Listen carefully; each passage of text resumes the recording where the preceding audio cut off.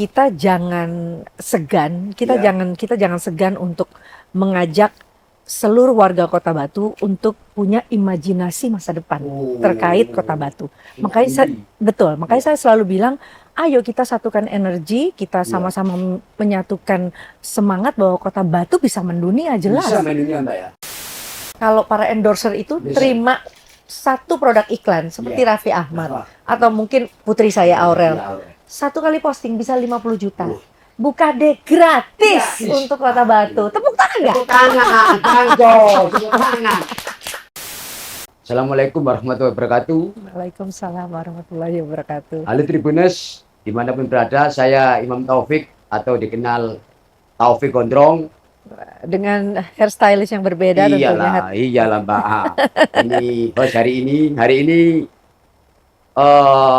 kami kedatangan tamu yang bukan hanya istimewa tapi super spesial.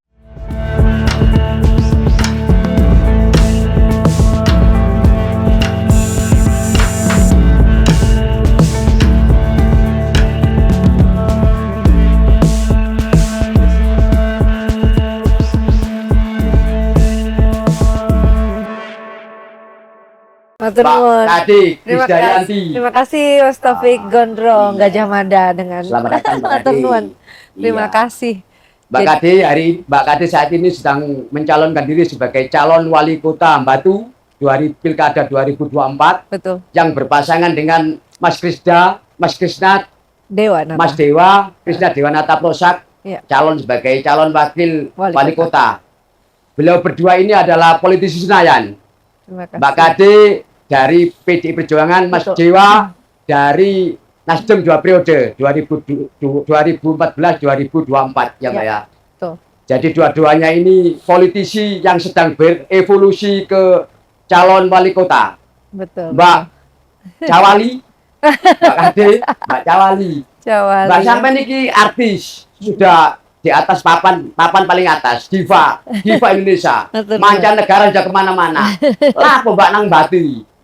Ya, ini bentuk kepulangan yang sangat istimewa. Loh kok pulang Mbak? Sampai mana? Lah, aku Batu tapi kan migrasi ke hijrah ke Jakarta kan. KTP-nya? KTP Jakarta tapi asli Batu. KTP dibawa terbang ke seluruh dunia tapi yang dilihat tempat tanggal lahirnya dong Batu. Iya, ibaratnya teori Beverly efek itu Mbak Kade bisa mengepakkan sayapnya di mana-mana tapi tetap pulang ke Batu Mbak ya. Betul sekali, terima kasih. Jadi kalau ditanya sama Mas Taufik Olaopo, ya ini adalah kalau kita bicara pilkada kan kita bicara tentang bergerak bersama masyarakat. Kalau kita bicara pilkada bukan hanya sekedar momentum rekomendasi dari Ibu Megawati, tapi bagaimana figur yang dipilih adalah memang kader yang telah melalui pendidikan politik di sekolah partai dan setelah diberikan penguatan ideologinya, dia mampu untuk bertransformasi dari legislatif ke eksekutif. Nah ini kita memang dampaknya luar biasa karena apa Mas? Dari Februari 14 kita dengan serangan pileg kemarin itu dan pilpres, dan di November ini dalam setahun kita diberikan kesempatan untuk 2 kali kontestasi. Ya artinya kan ini kita luar biasa. Jadi pastinya ada tanggung jawab dan juga moralitas yang besar di sini. Bu Cawali, ini Batu ini kan kota kecil. Ya. Tapi Mbak Kade itu kan kayaknya ingin membuat miniatur Indonesia itu di Batu. Ya apa juga pandangan sampai soal Batu setelah keliling dunia itu?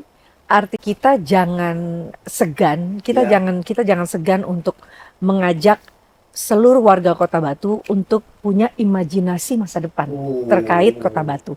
Makanya saya selalu bilang, ayo kita satukan energi, kita sama-sama menyatukan semangat bahwa Kota Batu bisa mendunia, jelas. Karena bukan tidak mungkin, karena Kota Batu selain sebagai kota agropolitan yang sejuk, tapi juga kerukunannya juga sejuk, sangat bisa menjadi tuan rumah yang baik. Karena Kota Batu, saya yakin wisatawan yang setelah kita tahu bahwa di tahun ini 10 juta kita bisa tingkatkan, tapi bagaimana masalah-masalah rakyat di Kota Batu ya terkait wisatawan ya pasti akan meninggalkan sampah. bagaimana Kota Batu ini mendunia ya harus habis dulu sampahnya. Ya ini kan yang menjadi keluhan daripada seluruh masyarakat Kota Batu. Ini sudah wawancara pakar politik, profesor, dan guru besar politik itu memberikan komentar ke jenengan, Pak Kade ini orangnya solutif nih, karena bisa mengidentifikasi masalah, bisa mendiagnosa masalah, sampah, terus kunjungan wisata. Kok bisa sesolutif itu gimana? Kok bisa baca keinginan warga itu bisa main itu? Karena saya kan waktu di DPR RI, iya. Malang Raya ini dengan 41 kecamatan, saya datang ke semua warga di 600 titik di 471 desa di tahun 2018 itu. Nah, dan alhamdulillah kehadiran saya ini bisa memberikan kemenangan di tahun 2019. Artinya dengan 132.000 suara. Walaupun ya tentunya kita boleh kecewa, kita boleh sedih ketika suara saya hilang hampir separuh itu ya. Tapi Tuhan punya cara lain, artinya kontribusi kita sebagai warga negara dengan saya sebagai perempuan asli Kota Batu sekarang diberikan tanggung jawabnya untuk bisa membantu untuk semua masalah-masalah rakyat Kota Batu. Artinya saya memang buat saya beraudiensi turun ke lapangan ini udah jati dirinya PDI Perjuangan lah ibaratnya. Ibu Mega selalu, ayo Kade turun ke bawah, temui rakyat-rakyat yang di bawah kolong jembatan. Nah, message begitu itu beliau kasih tunjuk langsung ke saya di depan semua kader, karena apalagi PDI Perjuangan ini kan egaliter, semuanya sama. Mau itu ketua Banggar, mau itu ketua DPP, semua ketika di kacamata POV-nya Ibu Mega adalah semua kader. Semua punya tanggung jawab untuk terus memuliakan rakyat. Nah itulah makanya hadir bukan secara fisik, tapi kamu kasih solusi. Nah solusi ketika saya ditugaskan, saya langsung melihat berita nasional, waduh telekung ini ditutup ini. Nah ini kan TPA itu masalah utama yang dibahas sekarang. Betul, dan kemarin kita datang baru dua malam lalu ketemu dengan warga Telekung. Artinya saya bilang bukan Krida datang ini, paslon nomor 3 datang ini memang sudah tahu. Jadi Telekung ini Mbak ya, kalau sampai jadi sudah terpilih nanti Mbak Cawali ini langsung minggu pertama sampai ya atensinya. Makanya nggak ada 100 hari pertama ya buat saya. Saya hari pertama insya Allah saya akan semua prioritas itu. Sampai kalau di lapangan selalu sampah. Seperti tahu bisa mencium bau sisa warga itu. Iya, karena kemarin kita di Posyandu. Bayangan kita di Posyandu. Ada Posyandu ini kan dia melayani seluruh siklus kehidupan. Artinya dari balita sampai lansia. Nggak ada jarak 50 meter itu tumpukan sampah. Makanya saya bilang saya pingin kolek sampah di Kota Batu. Tanpa sampai itu artis enggak risih ya melihat sampah itu. Karena aku perempuan. Oh, perempuan itu ya. Perempuan lebih punya rasa, benar nggak? Iya. Seperti hari ini saya pingin Mas Taufik hairstylenya baru. Jadi aku penyanyi mana Pak ya? Penyanyi Malaysia. Busankah kau panas berpanjangan. Aduh. Pak Kade, Mbak Cawali. Kemarin itu tampil sama Mas Yat Anton ya? Iya. Oh iya itu aja spontanitas. Hanya Billy Bambu, rumah kita. Ya apa Pak? Hanya bilik bambu, sampai menengok. Soalnya nggak sama nadanya. Lebih baik di sini, rumah kita sendiri. Hebat suaranya ini Bang, kayak mereka ini ya. Aduh, gimana sampai melihat musisi-musisi di Batu, Malang Raya ini gimana Mbak? Makanya kan ada anekdot lah. Kalau penyanyi belum tampil di Malang, dia belum jadi penyanyi. Gitu ya? Kalau penyanyi belum tampil di Bandung, dia belum penyanyi. Karena memang di situ tempat ininya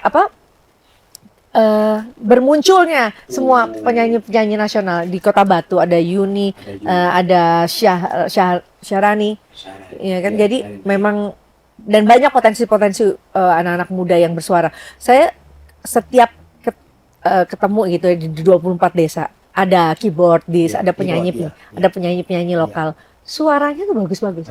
Dan bahkan ada kayak semalam di Telekung ada namanya Mbak Dina. Dia nyanyi campur sari. Iya. Nah, itulah artinya juga Artinya Mbak Kade, bagus. Mbak Cawali, saya itu ikutin jenengan itu beberapa kali. Saya nggak melihat jenengan secara fokus, tapi melihat ibu-ibu itu kalau jenengan datang banyak yang semaput, terhipnotis. Apa Mbak itu ilmunya apa? Selain sampean cantik juga, caranya apa itu? Bisa membuat orang itu pingsan. Nah, gitu. Saya senang sekali ya, artinya ketemu ibu-ibu ini kan ibu-ibu nih yang paling oke, di politik saya memperjuangkan emansipasi dan kesetaraan. Nah, dan di politik juga saya menyampaikan bahwa hak dan kewajiban itu harus seimbang. Makanya ibu-ibu jangan skeptis terhadap politik. Saya selalu sampaikan, ibu-ibu tuh harus yakin bahwa dengan semakin banyak perempuan yang tampil di ruang-ruang publik, artinya perempuan bukan hanya sebagai objek pembangunan atau teman mitra bapak-bapak untuk membangun keluarga-keluarga Indonesia ini menjadi jauh lebih tangguh dan sehat, tapi perempuan juga menjadi subjek arah pembangunannya. Makanya perempuan harus ada di legislatif, di eksekutif. Lah kalau tugas saya sekarang di eksekutif dan insya Allah nanti saya mendapatkan amanah, ibu-ibu seneng atau enggak? Saya selalu minta izin sama ibu-ibu. Itu setelah Mbak Kade balik, kita tanya, Bu, gimana kesannya? Mbak Kade cantik, orangnya merakyat, orangnya pintar nyoba. Itu apa Mbak itu? Karena aslinya Wong Batu itu. Wong Batu itu kan aslinya kan saduluran, terus kekerabatan, kekeluargaan. Jadi saya menyapa mereka dan saya selalu menyampaikan bahwa perempuan itu punya gesture yang bisa tawaduk, mengangkat juga peran perempuan lain. Pasti perempuan-perempuan sekota Batu atau seluruh Indonesia ini punya kemampuan yang ya pasti itu, makanya ada bahasa multitasking karena perempuan tuh bisa nyetrika, bisa sambil terima orderan barang, bisa sambil ngurus anak dalam waktu bersamaan. Jadi pasti seneng lah perempuan-perempuan di kota politik. Mbak Kade, Mbak Cawali, itu modal utama jenengan. Selain sudah dikenal, maka elektabilitas jenengan akan terdongkrak sendiri. Amin. Setiap yang jenengan datangi itu ibu-ibu pasti menyuarakan Mbak Kade ini makin muda, Mbak Kade ini politisi yang rakyat, diva, semakin cantik. Nah, gitu. Apa Mbak? Kok bisa gitu? Karena saya rasa nggak ada kata libur untuk mensyukuri apa yang sudah diberikan. Jadi saya pikir dengan mengisi waktu saya dengan hal-hal positif, lalu berbagi, lalu melakukan pemberdayaan dengan para ibu-ibu dan para perempuan untuk juga punya kemampuan yang lebih dinaikkan, di upskill. Saya rasa semua ibu-ibu mampu untuk lebih berdaya. Saya setiap hari berdoa semoga supaya saya dijauhkan dari rasa malas di hari tua. Karena itu saya olahraga, saya selalu belajar hal-hal baru. Akhirnya itu mungkin yang membuat sedikit awet muda ya. Atau mungkin juga gini, saya udah cerita tadi di belakang layar kan sama Mas Taufik bahwa saya punya generasi orang tua, ya kan, dua level. Artinya mama-mama yang memang udah milenial dan mama-mama muda yang generasinya X gitu ya. Nah, jadi banyak kumpul sama orang-orang yang bisa memberikan referensi, baik itu pandangan, baik itu ilmu. Nah, jadi saya senang. Berarti muda tua itu bukan soal usia Mbak ya, soal cara berpikir ya. Enggak. Nah, kalau bahasa anak-anak sekarang, POV, point of view. Ada kemarin itu juga ketemu sama Gus Han, ya itu. Kita cara apa itu? Kok kelihatan pria dan bayi? Benar. Karena memang gini kan, kita tentunya harus juga bersinergi dengan pasangan Jawa Timur. Jadi kan memang secara nomor juga kita sama nih, sama-sama paslon nomor 3. Kita juga senang bahwa Ibu Risma ini kan monumen hidup ya. Ibu Risma ini adalah ibu dari seluruh rakyat masyarakat Jawa Timur. Artinya kita juga harus bersinergi bahwa Resik-Resik Jawa Timur ini akan juga membantu Kota Batu mendunia. Gitu, Mbak ya. Nah, ini kan kembali lagi ke Batu. Batu itu kan kalau di teras kita tak lihat itu, Batu itu kan punya potensi landscape yang kayak Swiss. Ya betul. Swiss kecil. Swiss kecil. Landscape-nya mulai gunung beradu pandang, terus ada pertanian, ada air bersih. Itu gimana Mbak nanti mengelola landscape itu? Ya, kami harus bikin juga sinergitas antara Malang Raya. Kembali masalah sampah. Sejauh ini kan memang belum ada tim induk perencana tentang pengolahan sampah. Jadi kita harus duduk bersama dengan nanti seluruh jajaran pemangku kepentingan se-Malang Raya untuk mencarikan solusi tempat pemrosesan akhir regional di Malang Raya. Nah, kita juga harus jaga ekosistemnya dengan perawatan sumber air berantas di Kota Batu. Ya, bagaimana air di Kota Batu ini tidak kita jaga, bagaimana nanti sinerginya ke Malang Raya gitu kan. Jadi kita semua harus menjaga ekosistem itu tetap baik. Tentang landscape yang begitu indah. Nah, kita bersyukur bahwa tujuan landscape-nya aja atau udaranya atau itu aja udah jadi tujuan wisata. Orang udah seneng datang ke Kota Batu dengan mendapatkan udara yang bagus. Karena itulah saya ingin Kota Batu ini dengan program unggulannya nanti kita jadikan Kota Batu sebagai tujuan wisata kesehatan. Kemarin itu kesehatan. Kemarin Mas Dewa itu bilang di Bali itu lihat sawah jam bayar. Di Batu nanti jangankan lihat sawah, berdiri menikmati udara aja harus itu. Benar gitu, benar. Iya, artinya karena kita kan makanya nggak ada saatnya kita tuh mengeluh karena pastilah. Oke, kalau saya audiensi dengan seluruh warga, turun terus ke warga menyapa, menyatu dengan rakyat. Tapi kan pasti ada aja yang mengeluh kerjaan kurang, ini kurang, ini kurang. Kita harus bersyukur dulu kita jadi negara yang merdeka itu satu. Kita menikmati alam yang begitu baik, sumber daya alamnya. Tinggal SDM-nya aja yang terus dilatih untuk skillnya bagus. Ibaratnya nandur di ngarep omahe dadi. Jadi ini yang ingin kita upayakan bahwa Kota Batu ini bisa terus memiliki spirit dan juga itu imajinasi masa depan. Mbak Kade, Mbak Cawali, jenengan ini solutif, bukan hanya motivasi, inspiring. Setiap ke daerah, beda desa itu kok seperti tahu ya. Ke desa Tapanjari, ke Bumi Haji itu ini langsung sampah. Ini desa ini mau saya jadikan ikon keberagaman agama. Kok tahu itu? Oh ya, tentang tadi keberagaman agama. Tadi kan kita dengan Gus Hans itu juga menyapa keberagaman agama ini kan ada di Kota Batu. Dari mulai Muslim, Kristen, Katolik sampai Konghucu, Hindu, Buddha. Nah, kita ingin bahwa mereka kita berikan ruang-ruang yang sama, artinya yang minoritas juga punya kesempatan yang sama dengan yang lain. Artinya kita ingin bahwa nanti ada anggaran yang bisa kita ambil dari dinas-dinas tertentu untuk acara keberagaman beragama, baik itu untuk hari besarnya, baik itu untuk meluaskan atau merehabilitasi tempat ibadah. Jadi kita bersyukur bahwa Kota Batu ini sangat-sangat kaya dan beragam. Terkait lagi kembali tadi ke Teras Krida. Nah, Teras Krida ini juga kalau misalkan yang lain baru mau rencana akan Mas Dewa dengan begitu inovatif dan visioner, dia membuat ruang yang namanya Teras Krida ini bisa juga untuk tempat berkumpulnya para anak muda dan juga mungkin yang nanti bisa menjadi tempat konseling agama. Dan juga untuk pelaku industri rumah tangga dan juga UMKM, ikraf, semuanya gratis, boleh mendisplay barang dagangannya dan bahkan kita endorse. Kalau Mas tahu, kalau para endorser itu terima satu produk iklan seperti Raffi Ahmad atau mungkin putri saya Aurel, satu kali posting bisa 50 juta. Buka deh gratis untuk Kota Batu. Tepuk tangan nggak? Tepuk tangan. Berarti Mbak Kade ini kalau produk itu bisa jual sendiri ya, tanpa dipasarkan. Nah harusnya punya branding itu. Nah branding. Bisa jadi nanti itu Mbak Kade itu lebih tinggi daripada yang di branding gitu ya. Insya Allah. Iya. Makanya jangan takut untuk bicara Kota Batu mendunia. Mendunia itu.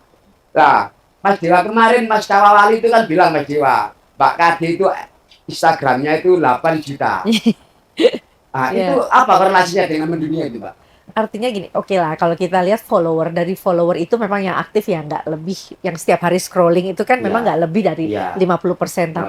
Tapi kan nggak bisa dinafikan bahwa 98 masyarakat Indonesia sudah terkoneksi dengan gadget. Dan TikTok, media-media platform lain ini itu kan eksplornya secara bisa muncul ibaratnya saya bicara tentang keripik peyek rida. Itu yang insight-nya, yang lihat viewernya itu ratusan ribu. Walaupun dia bukan follower, artinya kalau memang secara explore udah ada di sosial media ya, sangat memungkinkan orang di belahan dunia manapun, ibaratnya yang di Jerman, yang di Swiss kangen peyek juga gitu ya. Akhirnya di mana nih? Oh, ini produksi Kota Batu misalkan seperti itu. Bahkan dia yang mendorong Mbak Cawali Batu ini terjun ke politik itu dari keluarga siapa, Mbak? Saya Mbak Kadri kan keluarganya artis semua. Semua artis semua. Ya, artis semua. Justru sebetulnya yang koneksi dengan politik terlebih dulu itu Yuni, kakak saya. Karena memang dia menyanyi untuk semua partai. Saya pun juga begitu. Tapi alhamdulillah saya dan suami punya satu kebiasaan untuk berdiskusi terkait politik dua negara atau kita bicara tentang politik luar negeri, bahkan sampai pillow talk, sampai pembahasan mau tidur malam gitu. Artinya politik buat saya dan Raul sudah menjadi apa ya, satu energi positif lah. Itu pun juga turun ke anak-anak. Alhamdulillah anak kedua saya sekolah ambil S2-nya politik di UNER. Lalu yang anak saya yang kecil yang nomor 4 ini it's very ini politik side, walaupun usianya baru 12 tahun, tapi dia sangat-sangat kritik konstruktif ke mami. Mami, kenapa tempat kantor kamu tuh di demo setiap hari? Dia bilang kayak gitu. Ya, artinya DPR RI ini rumah rakyat, memang tempat untuk bisa menampung semua keluhan-keluhan rakyat. Oh, oke, ya udah kamu kerja yang benar gitu-gitu. Itu anak saya yang paling kecil. Cawali, saya kemarin tuh saat debat Cawali ini saya melihat ibunda itu memberikan semangat luar biasa itu, nggak ngantuk itu. Iya, sampai malam. Mama ini tuh dia bisa dibilang manajer pertama. Manajer pertama saya nyanyi usia 12 habis Asia Bagus itu Mama. Dari make upin saya sampai nganterin ke panggung, sampai nganterin Aurel, sampai nganterin Amora. Sayangnya sakit ya si cicitnya ini cucu saya, beliau udah nggak bisa antar lagi. Tapi kan lo wes lah, anakku putuku loro. Punya Bang.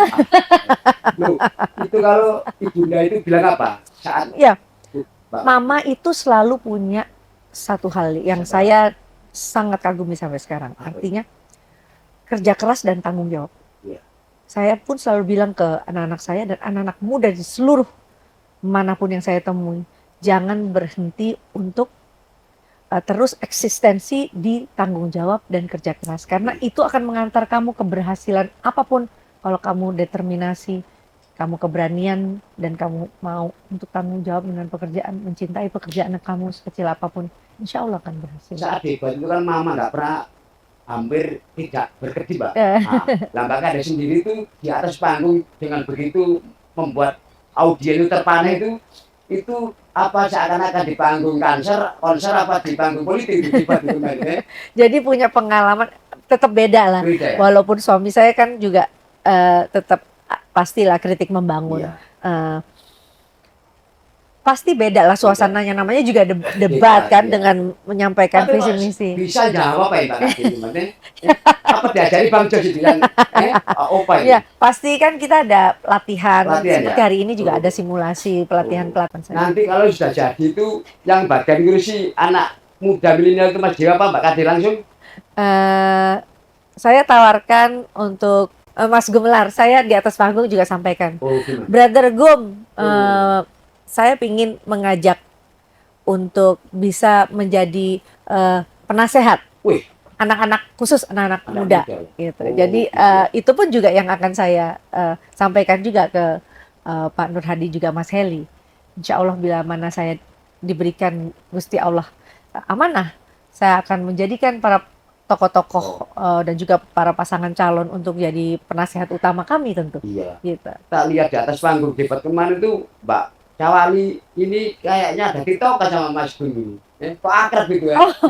Iya itu. Ya, karena itulah, karena mungkin saya melihat ya visi anak muda.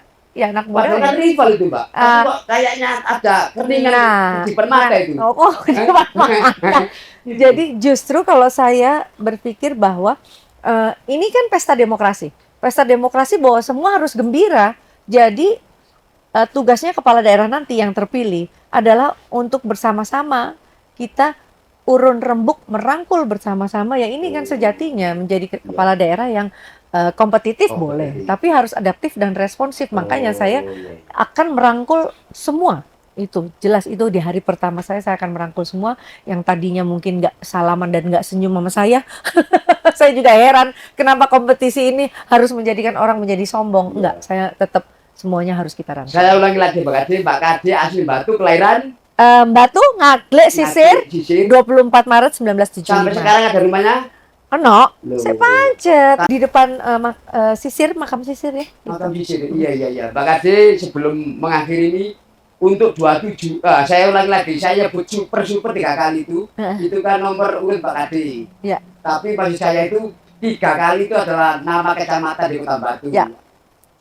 Jonrejo, Bumiaji, Kota Batu. Nah, sebelum mengakhiri obrolan yang santai ini Mbak Kade, untuk 27 November nanti pesan Mbak Kade buat simpatisan, buat orang-orang yang kagum Mbak Kade, itu gimana di Batu ini? Ya, terima kasih. Tentu ini akan menjadi momentum untuk bergerak, momentum untuk menjadikan semua keluarga di Kota Batu, semua warga di Kota Batu untuk melakukan sebuah perubahan, momentum untuk bergerak secara patriotik dan menjadikan pimpinan Kota Batu nanti adalah orang-orang yang bisa melihat, mendengar dan merasakan dengan batin rakyat Kota Batu untuk bisa bekerja. Warga dihimbau untuk datang, untuk jelas datang ke TPS, pastikan memilih dengan hati, mantapkan hati untuk tidak ada intervensi. Ya milih paslon nomor 3 yang paling ayu. Oke. Oh baik. Iya baik, pemirsa Tribunes. Terima kasih. Santi dengan Mbak Diva Indonesia, Mbak Krisdayanti, Bu Cawali, Kota Batu. Mbak Kade, terima kasih. Download Tribun X sekarang.